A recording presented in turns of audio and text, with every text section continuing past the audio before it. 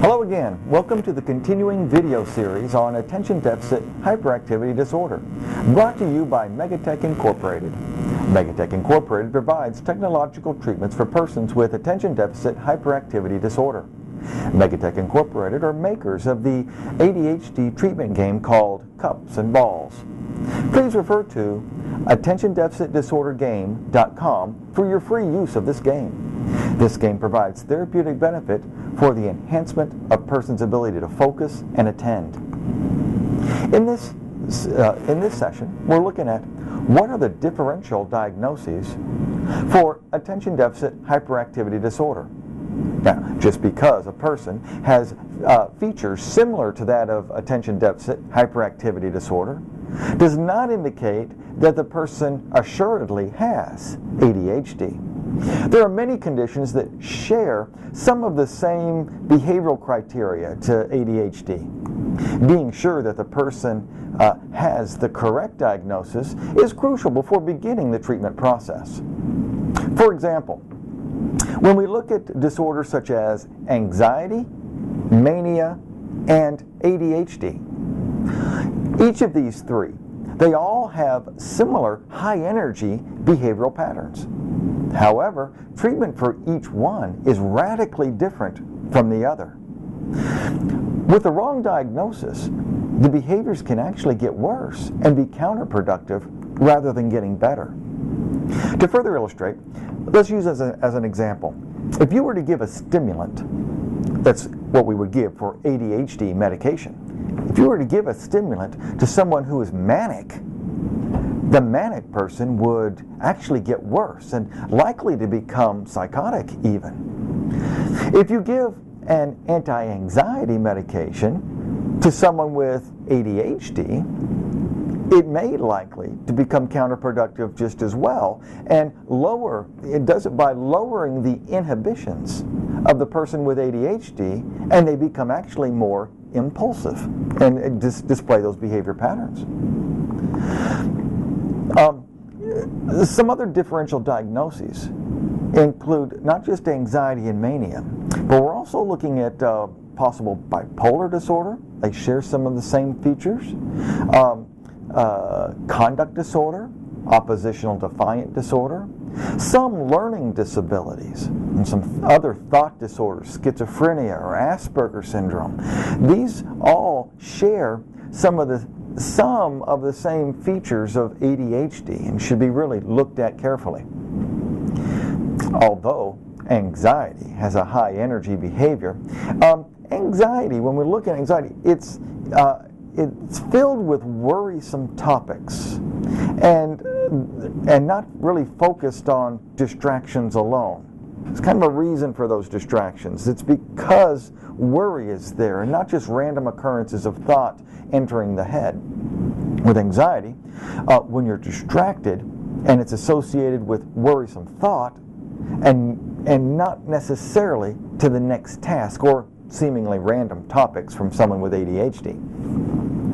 With a thought disorder, such as dyslexia or thought disorder of schizophrenia or some other type of thinking, it's different from that of ADHD. Usually with just a thought disorder, we don't necessarily get the impulsive behavior or the inattention or distraction, but they're more associated with loose associations or disconnected thoughts or tangential thoughts or illogical reasoning. It's more like a topic is what we call maybe in Swiss cheese. There's holes somehow missing in the content of thought. The missing pieces of a thought to fulfilling the connected or the completed meaning behind what is trying to be said. We're looking at bipolar disorder and manic activity. Such manic activity is also not completely associated with ADHD. They share some of the features, but we don't get as much as the impulsivity, the inattention or distractions, but manic activity seem to be more associated with a sense of grandiosity, almost delusional in that way. In some level, a complete inability to perceive potential consequences for their actions as if nothing can touch them.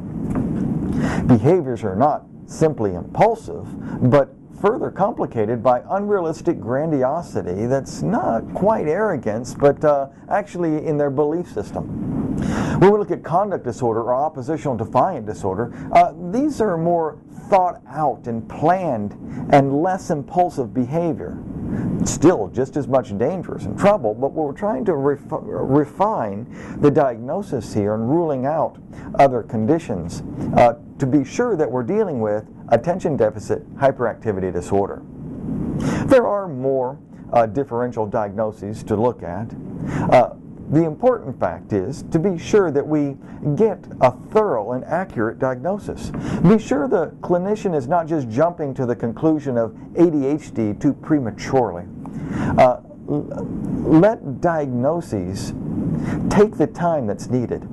Psychiatric diagnosis is a complicated event and should not be taken lightly or too quickly. Caution should also be used when finding a professional to assess and diagnose your child. It's important to find an experienced clinician who works with ADHD. However, if they work exclusively with ADHD, they may tend to only see the behaviors featured as ADHD, and when the behavioral features may be actually attributed or associated with maybe something different.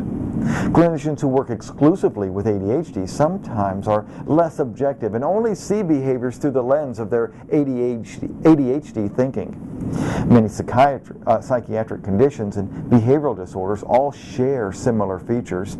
It's important to make an accurate diagnosis so that the treatment plan can be fitting for that person, not just counterproductive or miss the diagnosis. On the other hand, since diagnosing ADHD is not an exact science, families should be patient while spending the time needed to get to know all the events and a thorough assessment can be made. Quite frankly, it's why we call it practicing medicine. There is some trial and error associated with the diagnosis, as well as finding the best fitting and successful treatment for each individual person. This concludes the differential diagnosis section of this series. Thank you for your time and attention. Please visit other companion trainings in this series on ADHD. We will be covering the symptoms of ADHD, causes, how to diagnose and how to treat attention deficit hyperactivity disorder, understanding other coexisting conditions that are associated with ADHD, and we'll look at technological therapeutic gains for the treatment of ADHD. We're also going to look at the beneficial effects of cups and balls to persons and their ability to focus with attention deficit hyperactivity disorder. Thank you for your time. Please go to attentiondeficitdisordergame.com for your free use of this game. This game provides therapeutic benefit for the enhancement of a person's ability to focus and attend. Megatech is committed to the improvement of quality of lives of persons with ADHD. Megatech will continue to provide these technological therapeutic games free of charge to anyone and at all times. Thank you for your time.